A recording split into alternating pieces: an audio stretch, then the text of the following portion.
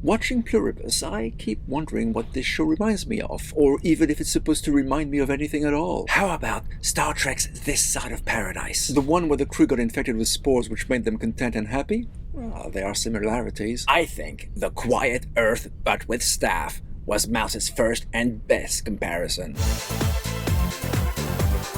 So, Grenade. Quite a literal title. Indeed, but I'm still not sure where we're going with this.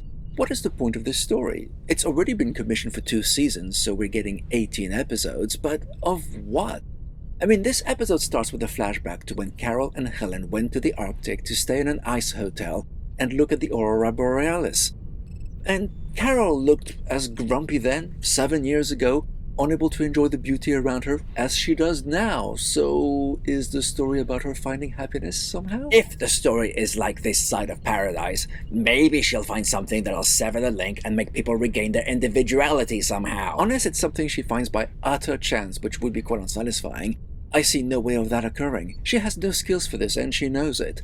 It felt like there was no feeling of progression here. True, it was just Carol going about her day in a world where everyone wants to do everything they can to make her happy, until they can upgrade the virus so she can join the collective. That's what they say, but is it true? What do you mean? Well, the infection came from instructions from an alien world, right? Yeah. So what's the alien's plan? Well, maybe it's like Michael Crichton's sphere. The powers were an unintentional byproduct. Yeah, that worked well for that book, but I don't know here. My thoughts are, what do the aliens want? What if being uninfected turns out to be what they're after? I mean, it would then make sense that the whole planet wants to make sure that these 12 people are happy and content and don't choose to, kill themselves or something. Like with a grenade. Yeah, and it would explain why they didn't seem that bothered when Carol killed around 20 million people last episode. But is the Hive capable of lying like that? But what if they don't know themselves? Like an instinct or something? That is a possibility, but it's just a supposition on your part. You're right, because I've no idea what's going on or even what kind of story this is. Take the event at the supermarket. The shelves are empty because everything has been redirected to other more efficient places. That's fine. Carol even understands that and accepts that it will take time for the shelves to be restocked for her. Except it takes no time at all. Seconds after her phone call, 8 trucks laden with supplies arrive and it takes about an hour to fill the shops with goods. And what of it? It was a fun scene. Fun, yes, but it doesn't make sense within the show's internal logic. Were the trucks just waiting round the corner for Carol to call asking where the food was? I thought everything had been moved elsewhere for more efficient processing. And the show makes a point to show us that it takes about an hour to restock the store. So how was it that the trucks were instantly there, already filled with food? So was the food taken away or not? Were the collective lying to Carol? What is the show trying to tell us? Actually, when you think about it, not much happened in this episode. We had a flashback. We saw Carol on the plane on her way home. So, she didn't go to Vegas after all. No, she just stopped Jojo from being part of that French guy's sex party. Then she tried to call another uninfected who rebuffed her. Then there was that food store scene, and then the grenade scene. Nothing, plot-wise or story-wise, is advancing. We know the collective are going to do everything they can to make Carol happy, even if it means going to extremes, and we know Carol's grumpy.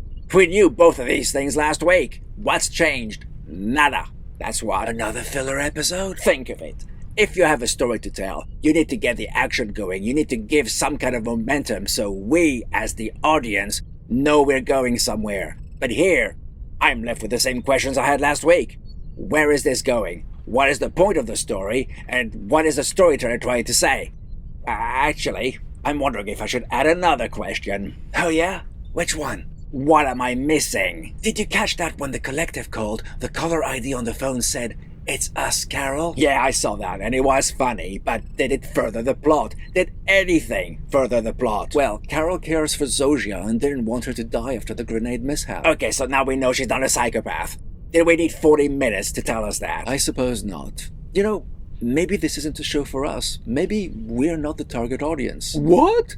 Who doesn't cater for a bunch of crazy animals? Shocking, I know, but we are not a key demographic, Gigi. So, are we gonna stop watching? Maybe not just yet. I'm kinda hoping there will be some momentum at some point soon and we're done with the filler episodes. Hopefully. So for now, I don't think you'll be too surprised that I'm awarding Grenade one paw.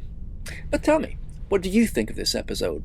Are you in the same boat as us, or have you discerned the meaning that has passed us by? Do share your thoughts in the comments, and if you like what we do, and how we do it, and you feel you'd like to help us out, please consider joining our Patreon. we'll leave a link to it down in the description. thanks for watching. See you all next time, and until then, live long and... Get your stinking paws off me, you damn dirty ape!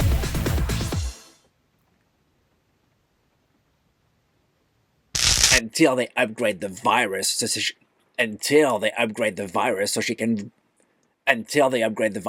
she can... Oh, for God's sakes. Until they can upgrade the